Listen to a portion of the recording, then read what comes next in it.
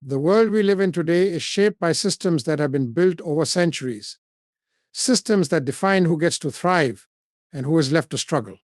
These systems, political, economic, social, have been carefully constructed to maintain power, privilege, and control in the hands of a few, while the majority is left to navigate a landscape of inequality and injustice. To challenge the status quo is to confront these entrenched structures that perpetuate the disparities in our world. It is a call to disrupt the comfortable narratives that have kept us complacent, to demand that we no longer accept a world that benefits only some at the expense of others. The status quo tells us that the way things are is the way they should be. It convinces us that inequality, injustice, and oppression are natural parts of society, that they are immutable, unchangeable. But this is a lie. These systems were not divinely ordained, nor are they inevitable. They were created by human beings, and they can be dismantled by human beings. The real question is not whether change is possible, but whether we are willing to challenge the systems that have long been in place. At the heart of the status quo lies a fundamental imbalance of power. A small elite, whether it be political leaders, business magnates, or social elites, controls the vast majority of the world's resources. These individuals and institutions shape the laws, policies, and norms that govern society in ways that protect their own interests and preserve their wealth and influence. Meanwhile, millions of people are denied basic human rights, access to healthcare, education, and opportunities for advancement. The status quo insists that this is the way things should be. Those at the top deserve their privileges, while those at the bottom are told to work harder, to accept their circumstances, or to simply be grateful for whatever scraps are thrown their way. This is the foundation of a system built on inequality. But we must ask ourselves, how long can we tolerate a system where a few live in luxury while so many others are condemned to a life of deprivation? How long can we accept that entire communities are denied the basic dignity that should be afforded to every human being?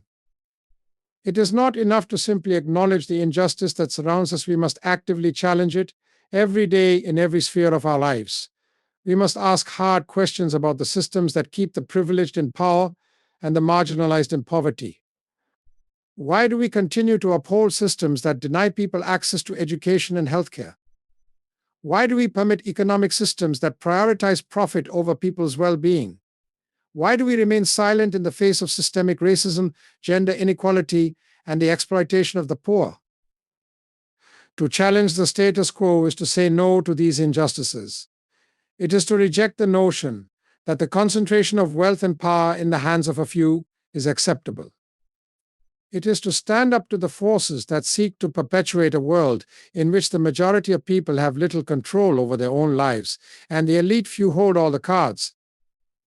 But this requires more than just words, it requires action.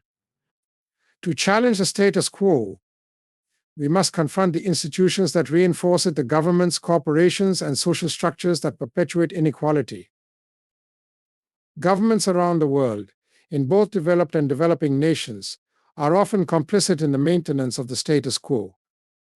Whether through corrupt practices, the passing of laws that protect the interests of the wealthy, or the failure to enact policies that address the needs of the most vulnerable, many governments have proven themselves to be instruments of the powerful. We must demand better from our leaders. We must challenge them to act in the interest of justice, not in the interest of preserving their power. We must hold them accountable for the policies they enact and the lives they affect. True leadership is not about maintaining power at all costs. It is about using that power to uplift others and to create a more just society for all. The corporate world also plays a critical role in perpetuating the status quo.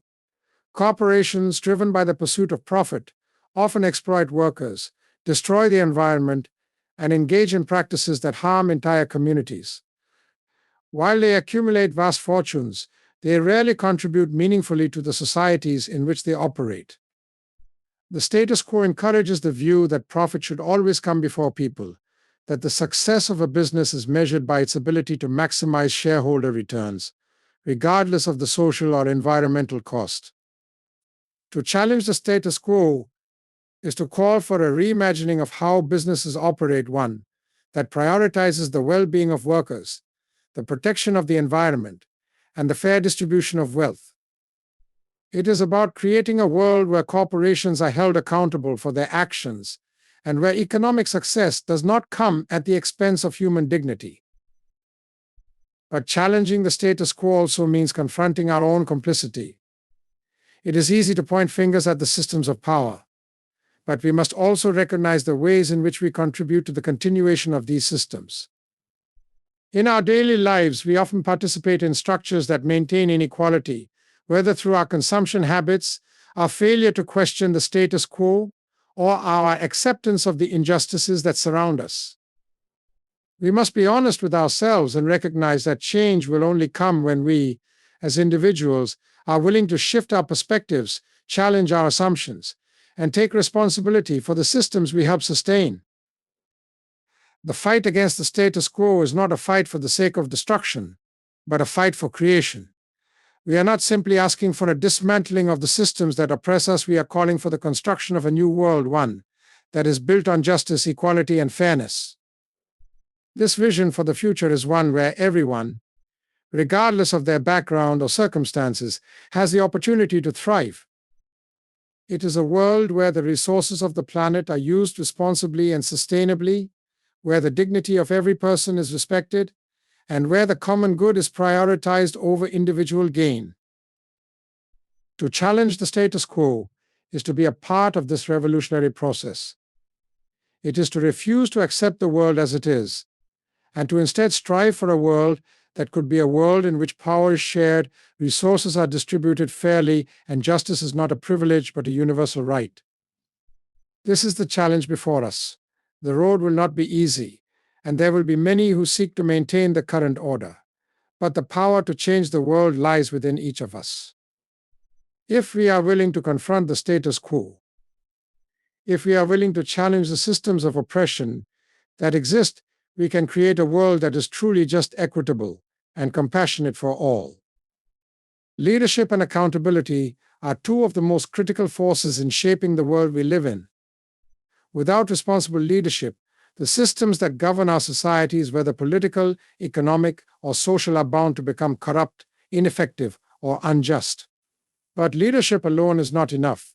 It is the accountability of those in power that ensures that leadership remains aligned with the values of justice, equity, and the common good.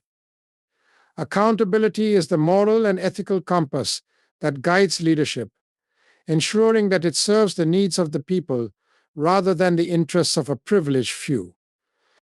The role of leadership is not merely to exercise power, but to do so with integrity, transparency, and a deep sense of responsibility to the people they serve.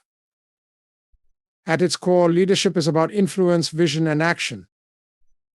It is about inspiring others, directing efforts toward common goals, and making decisions that affect the well-being of entire communities. True leadership is not about seeking personal gain or prestige. It is about service, sacrifice, and the courage to make difficult decisions in the face of adversity. Leaders must have a clear understanding of the issues at hand and must be willing to take bold actions to address them. Whether leading a country, a company, a community, or even a movement, leadership requires the ability to articulate a vision for a better future and to inspire others to work toward that vision, regardless of the challenges that may arise along the way. However, leadership without accountability is a dangerous thing. When leaders are not held accountable for their actions, they can easily become disconnected from the very people they are supposed to serve. Power, when unchecked, can corrupt, leading to a cycle of exploitation, inequality, and injustice. Leaders who operate without accountability often make decisions based on their personal interests, catering to powerful elites and disregarding the needs of ordinary people.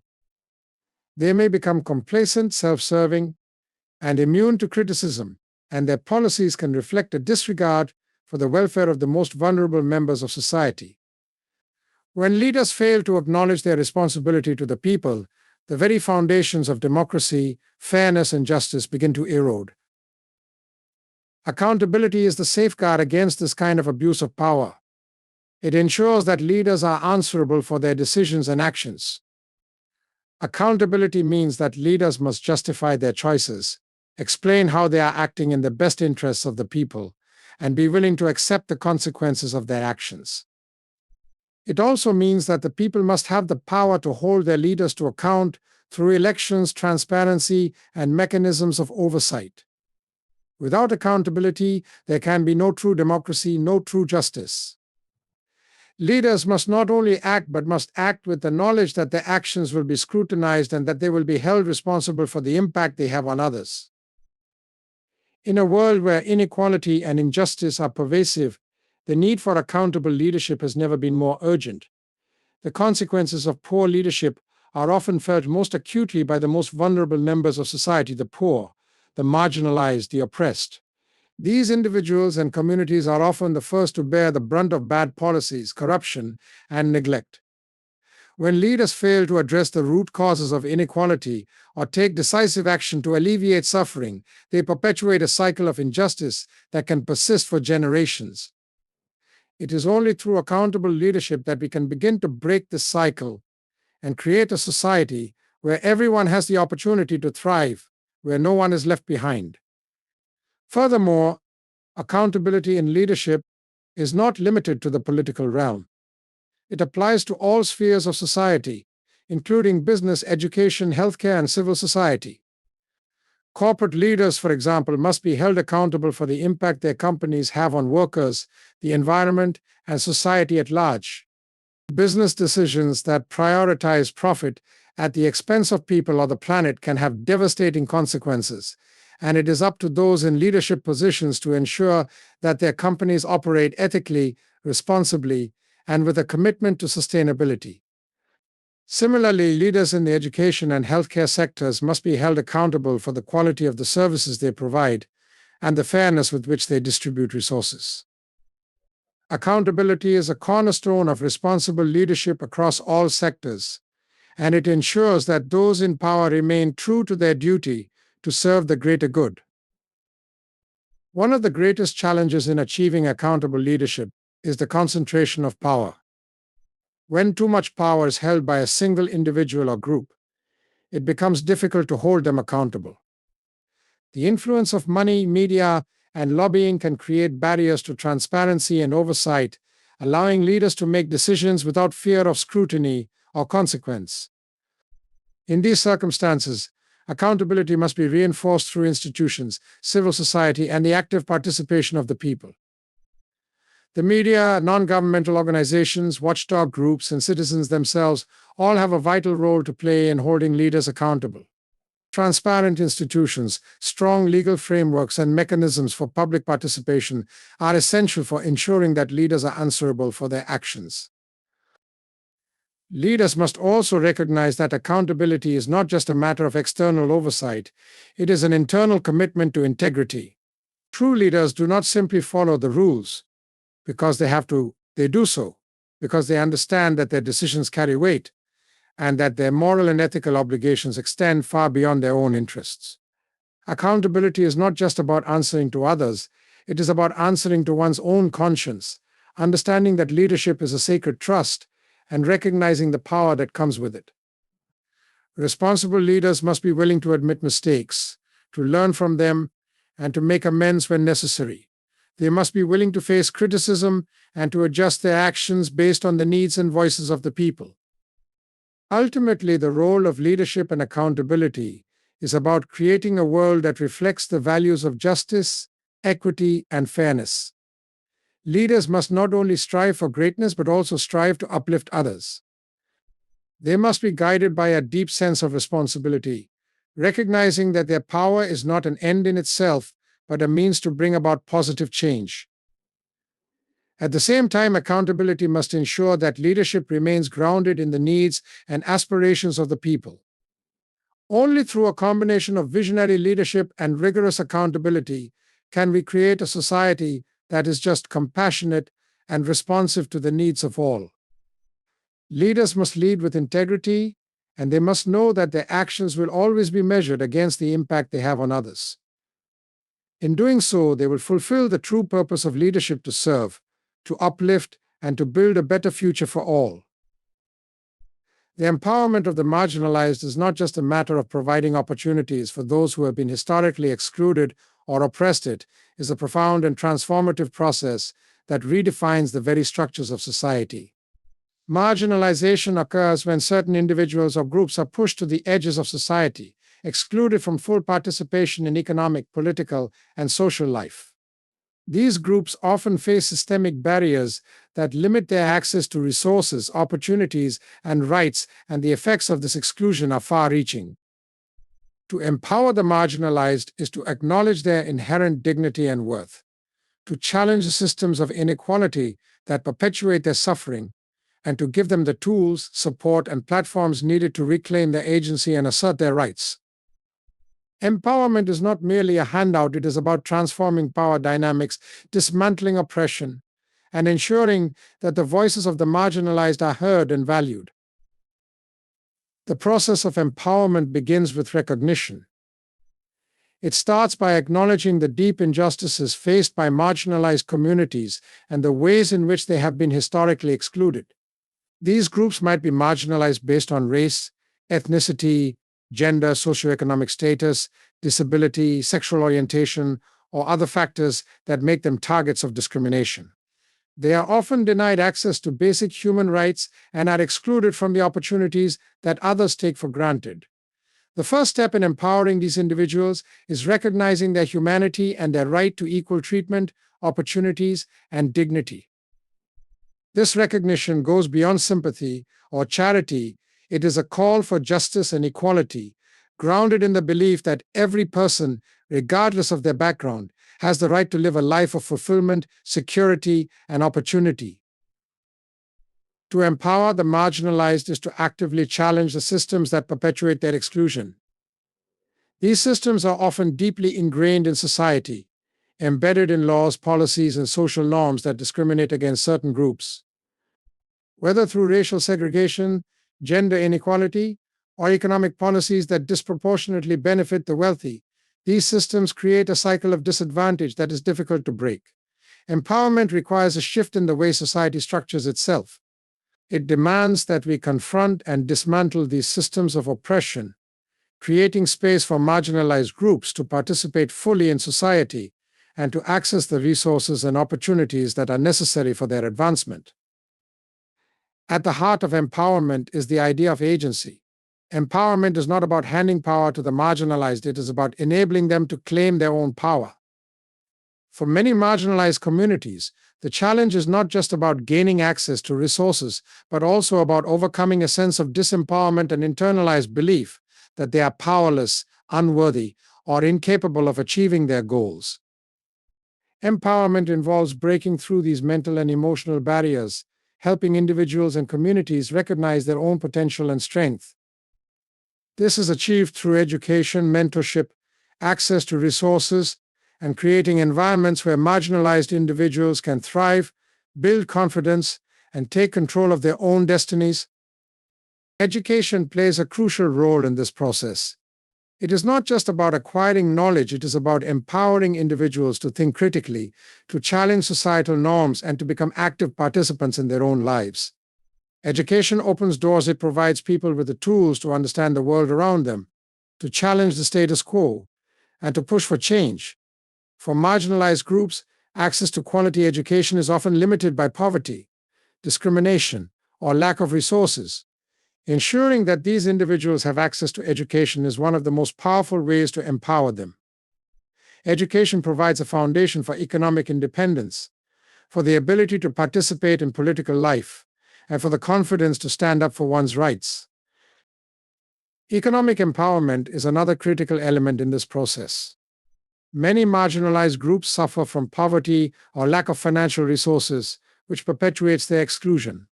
Empowering individuals economically means providing them with the tools and opportunities to generate wealth, to secure jobs, and to support themselves and their families. It involves addressing the economic inequalities that disproportionately affect marginalized communities and creating opportunities for them to build wealth and security. This can be achieved through access to fair wages, financial literacy programs, entrepreneurship opportunities, and policies that ensure economic opportunities are distributed equitably across society. Political empowerment is equally important. Historically, marginalized groups have been denied the right to participate in political processes or have had their voices silenced. Empowering these individuals involves ensuring that they have a say in the decisions that affect their lives. This requires creating inclusive political systems where marginalized communities are represented, where their concerns are heard, and where their needs are prioritized. It also means challenging the structures of power that have long excluded these communities from political decision making. Political empowerment ensures that marginalized groups can advocate for themselves, vote, run for office, and shape the policies that impact their lives.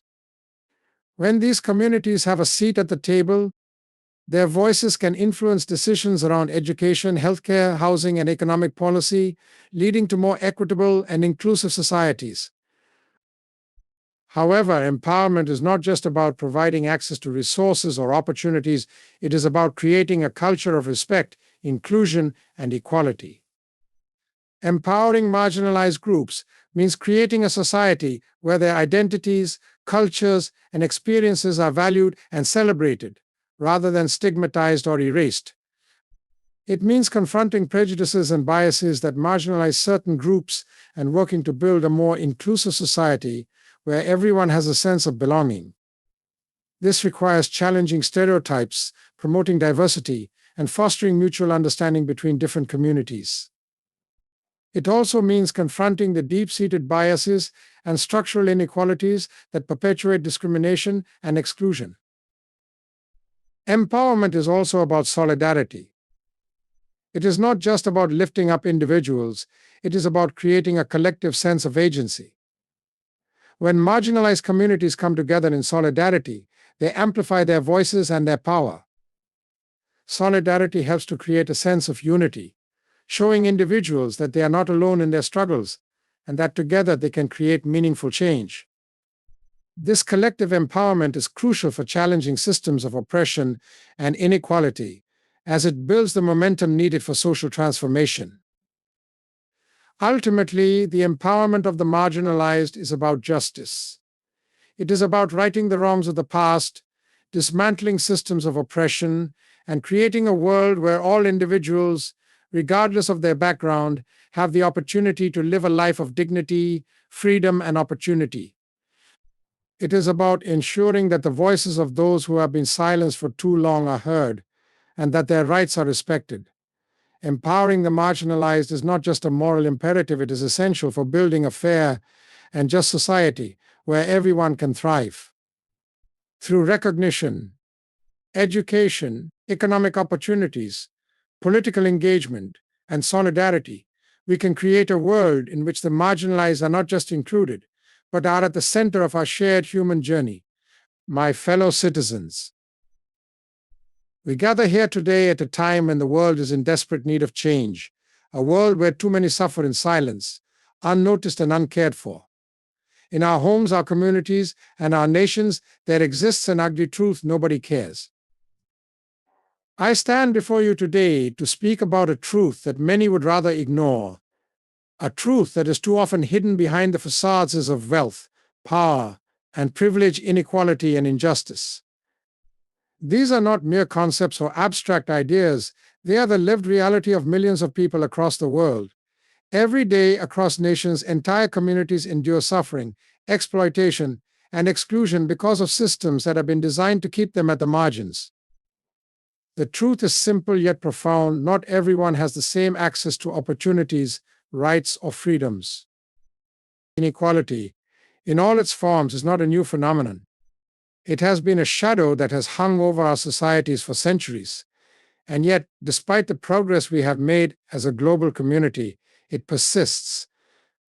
We live in a world where the wealth of a few is built on the poverty of many.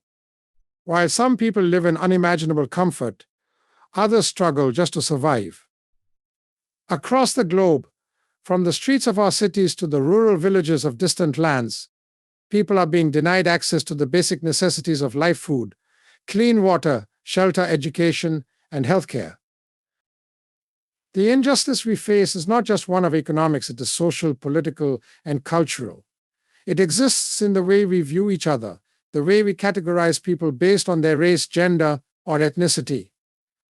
It is present when people are treated differently because of the color of their skin, the language they speak, the god they worship, or the country from which they come. It is reflected in the biases and prejudices that govern the decisions of those who hold power, in laws and policies that prioritize the interests of the few over the needs of the many. And let us not forget that the legacy of these injustices is not confined to the past. The scars of colonialism, slavery, and apartheid still run deep in our societies. The institutions that were built to oppress and exploit continue to function, often unchanged, perpetuating the inequalities that were established generations ago. What was once an overt system of discrimination has now evolved into more subtle forms of exclusion and disenfranchisement, but the effects are no less damaging. Injustice has adapted, taking on new forms that are harder to recognize but equally harmful. The inequality we face today is not merely about the lack of material wealth or resources, it is about the denial of human dignity. It is the experience of waking up every day knowing that the system is rigged against you, that no matter how hard you work, no matter how much you strive, you will never be given a fair chance. It is about being told in countless ways that your life does not matter as much as others. It is about being denied access to education, healthcare, or justice simply because of where you were born or the circumstances into which you were born. But beyond these institutional and structural inequalities, we must also recognize the deeper, more insidious form of injustice that exists in the hearts of individuals. We live in a world where the suffering of others is too often ignored, overlooked, or dismissed. When we turn a blind eye to the pain of others, when we fail to empathize with those who are suffering, we perpetuate the cycle of injustice. We become complicit in the system that thrives on inequality. This is where the real battle lies, not just in the laws we pass or the systems we reform, but in our hearts, in our willingness to care for one another and to see each other as equals, deserving of the same rights, the same opportunities, and the same dignity. The challenge we face is not simply one of overcoming economic disparity or political oppression. It is about changing the way we see one another and the world. It is about understanding that the suffering of one is the suffering of all, that the injustice faced by the few diminishes the humanity of the many.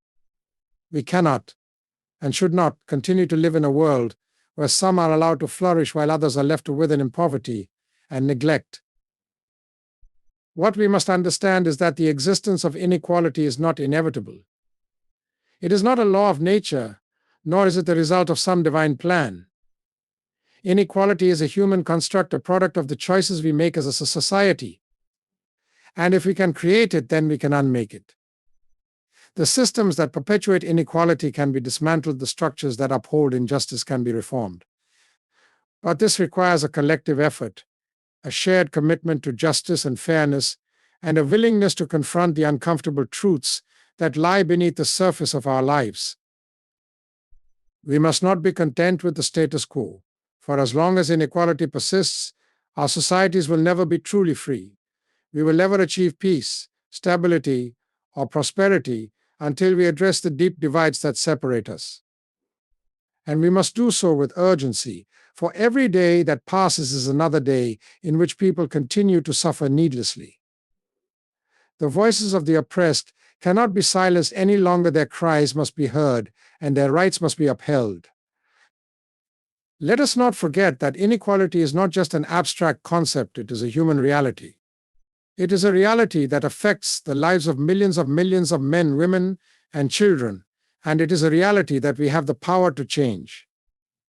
The question is not whether we can, but whether we will. Will we allow this injustice to continue, or will we rise up together and work towards a world where every person is treated with the dignity and respect they deserve? The time to act is now. The time to care is now. And together we can create a world where inequality and injustice are nothing but a memory. In a world that often seems divided by countless barriers, whether those barriers are of race, class, nationality, or ideology, the call for empathy and solidarity is more urgent than ever. As we look around, we see a world full of suffering, yet there is an even deeper injustice in the way that suffering is ignored, dismissed, or accepted as inevitable. People everywhere are facing challenges that many of us cannot fully understand or appreciate because we are fortunate enough not to live their reality. This distance between their pain and our comfort often creates a chasm, one that can only be bridged by empathy. But empathy alone is not enough, it must be coupled with solidarity. The willingness to understand the suffering of others and to stand with them is the only way we can begin to heal the wounds of our world. Empathy is the ability to feel and understand the emotions of another person. It is the foundation of human connection, the spark that allows us to see ourselves in someone else's shoes, to feel their pain as our own. In our increasingly disconnected world, where individualism and self-interest often reign, it is easy to forget the power of empathy.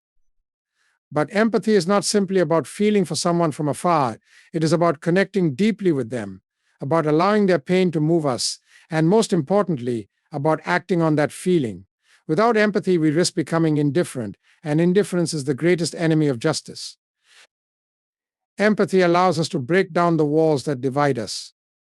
It calls us to see the humanity in others, to recognize that, despite our differences, we are all part of the same human family. It helps us understand that the suffering of one person is not an isolated event, but a reflection of the broader injustices that affect us all. When we open our hearts to the experiences of others, we begin to understand that their pain is not just theirs to bear, but ours as well. We are, after all interconnected. The world's problems are not simply their problems, they are our problems. And unless we acknowledge this connection, we will never be able to solve them. But empathy alone is not enough. While empathy allows us to understand, it is solidarity that calls us to act. Solidarity is the practice of standing with others in their struggles, of uniting for a common cause. It goes beyond simply recognizing another's pain. It is about committing to work alongside them to alleviate that pain, to fight for their rights, to demand justice on their behalf. It requires us to move from passive understanding to active participation. Solidarity demands that we not only hear the cries of the oppressed, but that we also add our voices to theirs, to stand together in the face of injustice. Solidarity is powerful because it unites people from all walks of life. It transcends borders, races, and beliefs. It is an acknowledgement that no one is truly free until everyone is free, that no one is truly safe until everyone is safe. When we stand in solidarity with those who suffer, we affirm their dignity and humanity.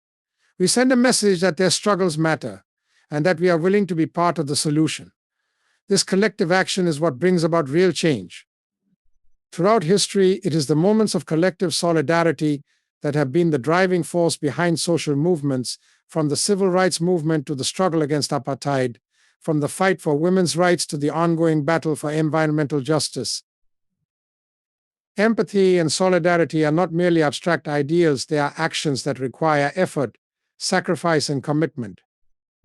They demand that we look beyond our own lives and consider the lives of others, that we become more than passive observers of the world's problems and become active participants in its solution. But this is not always easy. In a world that prioritizes individual success over collective well-being, it can be difficult to step outside of our own concerns and invest ourselves in the struggles of others. There is a tendency to think it is not my problem or what can I do to make a difference. But this mindset only perpetuates the status quo. If we are to change the world, we must first change our approach to one another. We must learn to see the world through each other's eyes and recognize that their struggles are not separate from our own. In truth, the world's problems are deeply interconnected. The poverty that exists in one part of the world impacts us all, just as the climate crisis, human rights violations, and economic inequality affect people everywhere, whether we realize it or not. Moreover, true solidarity requires us to be humble. It requires that we recognize the power dynamics that exist in our societies and the ways in which some of us benefit from systems that oppress others. It calls us to listen to the voices of those who are suffering, to accept that we may not have all the answers, and to be willing to follow their lead in the fight for justice. Solidarity is not about speaking for others, it is about amplifying their voices and standing beside them as they speak for themselves. It is about using our privilege, our resources, and our positions of power to help create a more equitable world. At its heart, solidarity is about love for fellow human beings, love for justice, love for the world we share. It is a love that transcends borders, transcends divisions, and unites us in the common pursuit of a better future. When we stand in solidarity, we tell the world that we are stronger together, that no one should have to face the world's injustices alone. The challenges we face are enormous, but they are not insurmountable. If we can find the strength to empathize with one another, to recognize the humanity in those who are suffering, and to unite in solidarity, we can create a world that is just compassionate and fair. But we must act now. The time for indifference has passed. The time for empathy and solidarity is now. Let us stand together not just in thought but in action, and build a world where nobody has to suffer alone.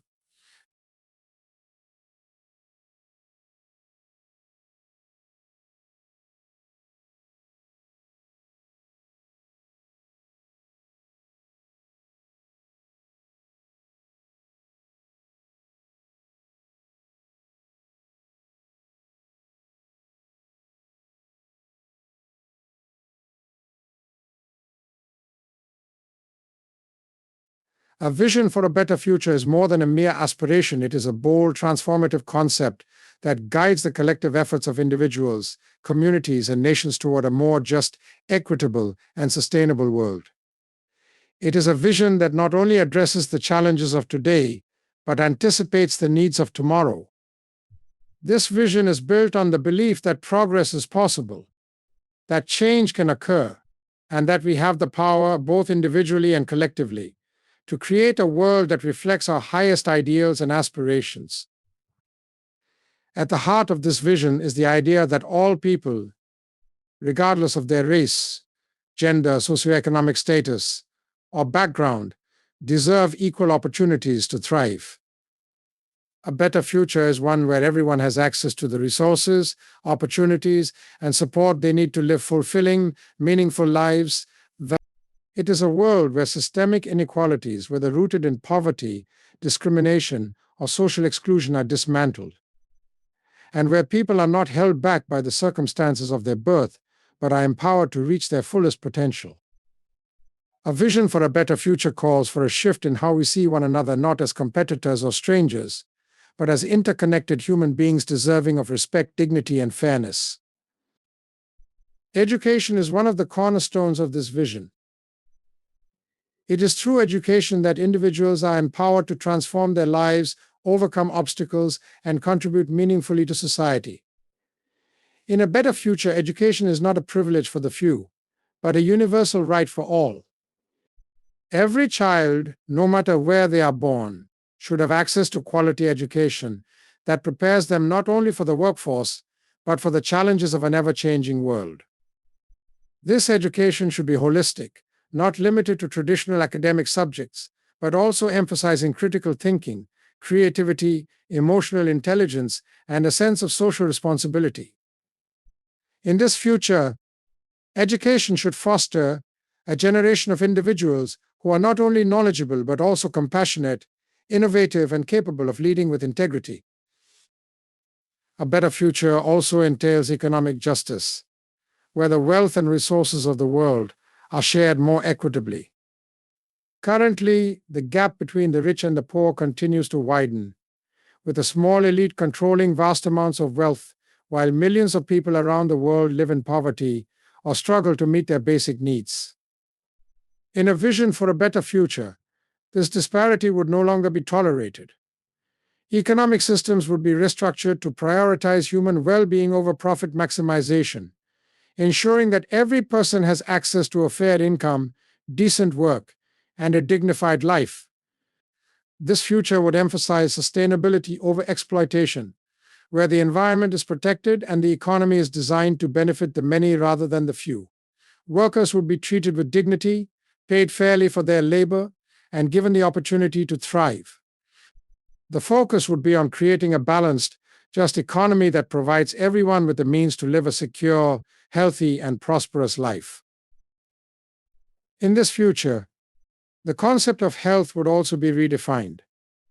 Good health is not only the absence of illness, but the presence of well being in all aspects of life. Access to quality healthcare would no longer be a privilege, but a fundamental right available to all people regardless of their economic situation or where they live.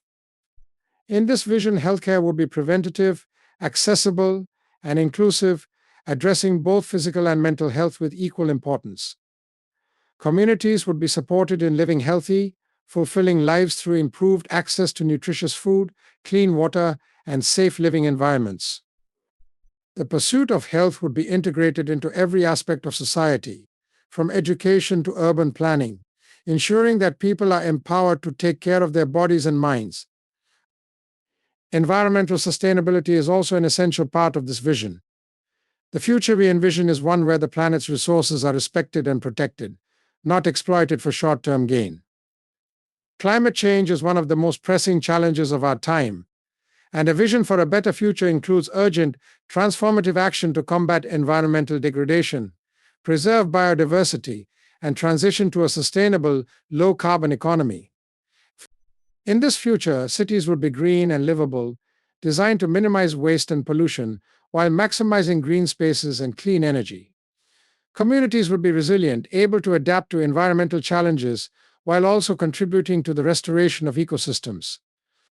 A better future is one where economic development does not come at the expense of the environment, but where the two work hand in hand to create a sustainable world for future generations. Equally important in this vision is the creation of inclusive societies where diversity is celebrated and people from all walks of life can live without fear of discrimination or prejudice. This future envisions a world where everyone, regardless of their race, gender, sexuality, religion, or disability, is treated with respect and equality.